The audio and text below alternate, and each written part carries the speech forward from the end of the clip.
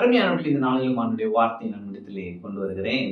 ஏசாயா 54 2ஆம் வசனம் பாருங்களேன்.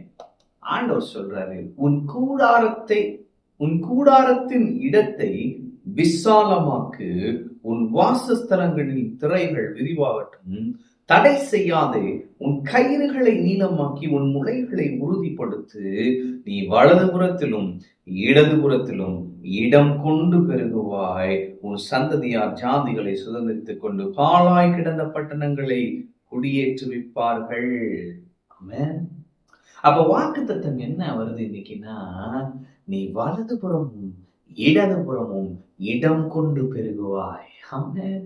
தேவன் உங்களை பார்த்து சொல்கிறார், உன் பெருக்கத்தை நீ அனுபவிக்கும் நாட்கள் இது. நீ வலதுபுறத்திலும் இடதுபுறத்திலும் இடம் கொண்டு பெருகுவாய். ஆமென். அப்ப உங்களுடைய மனதுல நீங்க ஒரு சில வட்டத்துக்குள்ள இருக்கிறீங்க.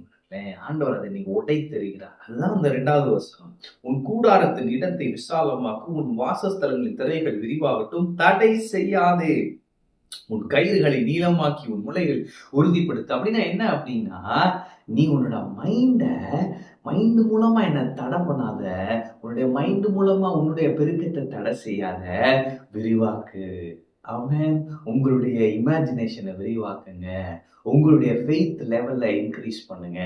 உங்களுடைய எக்ஸ்பெக்டேஷன் லெவல்ல எதிர்பார்க்கிற அந்த காரியத்தை நீங்க இன்னும் விரிவுபடுத்துங்கன்னு சொல்றாரு. ஏன்னு சொன்னா, கர்த்தர் பெரியவர், கர்த்தர் அதிசயங்களை செய்கிறவர், தடை செய்யாதே என்று சொல்கிறார். அப்படின்னா என்ன? சில நேரங்கள்ல நம்ம தான் தடை பண்ணிட்டு இருக்கிறோம்.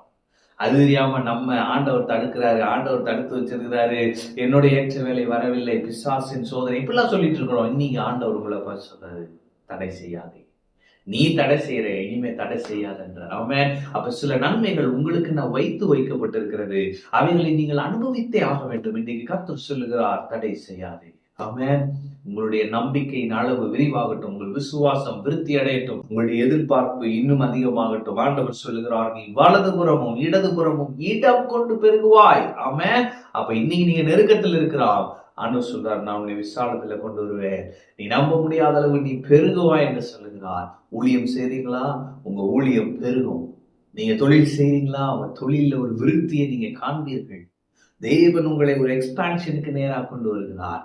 அவர் சொல்லுகிறார், நீ வலதுபுறமும் இடதுபுறமும் இடம் கொண்டு பெருகுவாய். ஆமென். அப்ப அது உங்களோட முடிய போறது இல்ல, உன் சந்ததியார் ஜாதிகளை சுதந்திரித்துக் கொண்டு பாழாய் கிடந்த பட்டணங்களை குடியேற்றுவிப்பார்கள். அப்ப அது உங்களிடத்துல தொடங்கி உங்க சந்ததியா கொண்டு போய்கிட்டே இருக்க போகுது.